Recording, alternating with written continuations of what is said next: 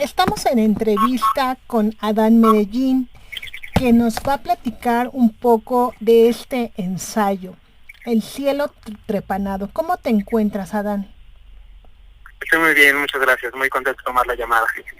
Primero cuéntanos, ¿qué te orilla al gusto por las letras? Sí, desde que yo era niño, mi abuelo materno era un hombre al que le gustaba mucho la literatura.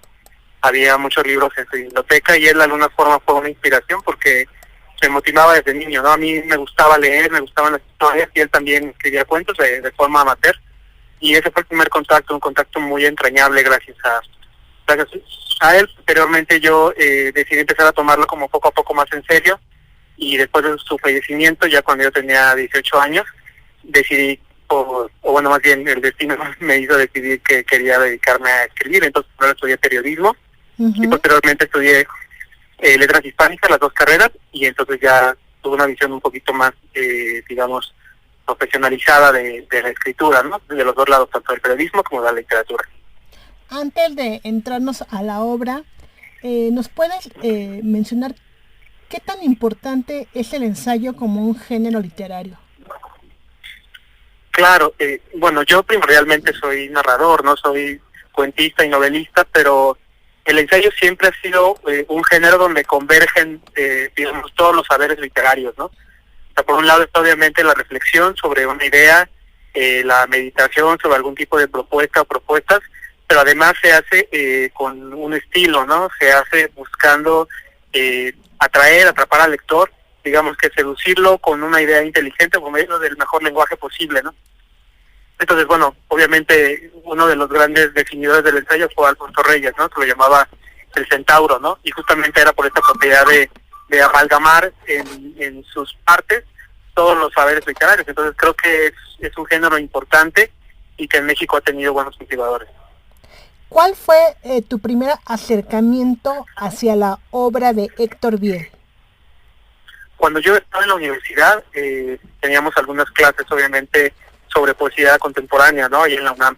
Y entonces un profesor, Enrique Torres Esquivel, a quien yo también le dedico el libro, nos mostró este poema que era bastante extraño, digamos. Era un poema hecho de fragmentos, hecho a partir de una experiencia traumática como fue una cirugía craneal para este poeta argentino Héctor Biel, y a raíz de que él se había sometido a esa cirugía para extraerse un tumor cerebral, él había salido con esta visión mística y delirante, ¿no? Él había creído ver, digamos, un cielo hecho a la manera de sus obsesiones, que era la natación, las playas, digamos, una cuestión religiosa también que él tenía muy inducida, y además también él rescataba de sus libros anteriores, digamos, con un criterio premonitorio, todos los fragmentos donde él sentía que de alguna forma se hablaba, ¿no? Tanto de este misticismo muy como corporal, del encuentro con Dios, el dolor, la sangre. Entonces, a mí todos estos elementos me parecieron, primero, muy misteriosos, ¿no? Fue una manera como de deslumbramiento por el que yo entré, y posteriormente quise tratar de comenzar con el poema y realizar una lectura donde pudiera yo por lo menos entregar algo de esa experiencia gozosa que a mí me estaba mostrando este poeta. Es importante mencionar que este ensayo ganó el Premio Bellas Artes de Ensayo Literario José Revueltas 2019. ¿Qué te motiva para participar? Bueno, yo creo que los premios literarios tienen una función importante en la difusión de autores, ¿no? Y en la difusión de obras que quizá de otra manera no podrían ser vistas por el panorama editorial, digamos, convencional, ¿no? Géneros como el ensayo, como el cuento, como la poesía muchas veces quedan deslindados, ¿no? De las propuestas editoriales más grandes, y los premios o los concursos son la manera en que aparezcan, ¿no? Y en que también los lectores sepan que existen este tipo de propuestas literarias, y también obviamente para nosotros los autores jóvenes que estamos abriendo los caminos, pues que nos ubiquen en el radar, ¿no? Tanto de lecturas, de los, digamos, del público en general, como también de los críticos literarios, de otros compañeros escritores, de gente que también tiene, digamos, las oportunidades que nosotros tenemos. Pues yo creo que esa es la gran importancia de los premios, ¿no? Fomentan, digamos, este aprovechamiento de obras distintas, de obras nuevas, y además permiten que los creadores de alguna forma puedan mostrar, pues digamos que sus obsesiones más profundas, ¿no? A través de la publicación de estos premios. Sí, y también para que las nuevas generaciones conozcan la obra de este poeta, ¿no? Tan importante. Claro, sobre todo en casos como el de Biel Temperley, que es un poeta de culto prácticamente, o sea, es poco conocido, poco a poco ha sido mucho más descubierto y difundido en Argentina. Y aquí en México hay una generación de jóvenes poetas y escritores que lo conocen, pero no es un poeta masivo, ¿no? Entonces estos trabajos permiten que nosotros mostremos amablemente, mostremos un diálogo que quizás de otra manera sería mucho más difícil de llevar a cabo, ¿no? Creo que eso es importante. ¿Cuánto tiempo te llevó terminar tu ensayo, así como lo vemos ahorita en el libro? Yo primero hice una escritura para un material de tesis, de licenciatura. Eso ocurrió por ahí del año entre 2009, 2010, 2011, ¿no? Después yo dejé el libro y yo lo retomé hace pues, como un año, y lo que me interesaba mucho era extraer, digamos, como toda la carne, ¿no? La parte más potente del discurso de Biel, centrarme únicamente en el Hospital Británico. En su momento en la tesis yo tenía que abarcar toda la obra para darla a conocer. Entonces aquí como que hice un concentrado, hice una reescritura también importante de todo el libro.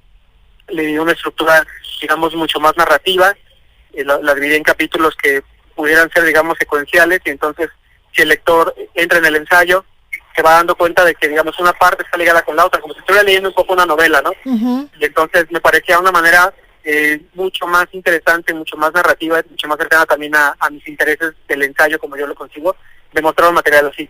Y esta última parte, digo, fue a lo largo de, pues, del año 2019, y bueno, justo a tiempo para que pudiera entrar en la convocatoria del premio. Sí, que inclusive eligieron por todo este minucioso trabajo darte el premio a ti. Sí, bueno, una propuesta que yo hice era tratar de conciliar, digamos, maneras de comprender, en este caso, la experiencia mística y el acto poético de Biel desde diferentes lugares, ¿no? O sea, usé algunos textos antropológicos de estudios de las religiones, como el caso de Mircea Eliade, para comprender, digamos, el esquema de viaje que yo veía en este poema. Para mí, este poema está contando un gran viaje místico, un gran viaje iniciático, y ese viaje tenía varias estaciones, ¿no? Digamos, tenía varios tránsitos. Entonces, aproveché yo esa parte del discurso antropológico, aproveché obviamente mis lecturas sobre Biel Temperley, sobre el surrealismo, mi conocimiento, mi interés también por la religión, y entonces traté de hilvanar con todos estos conocimientos, y también, digamos, con la investigación que hice muy detallada de la vida de Biel, que es una vida muy misteriosa, no difícil de encontrar, armar todo un trabajo que pudiera enfocar al poeta y al poema desde todas estas direcciones. Adán, ¿te gustaría agregar algo a nuestros lectores para que se acerquen a leer este ensayo? Claro, bueno, yo quisiera decir que a veces pensamos que la poesía es un acto o es un hecho que solamente está supeditado a la página, ¿no? Al lenguaje.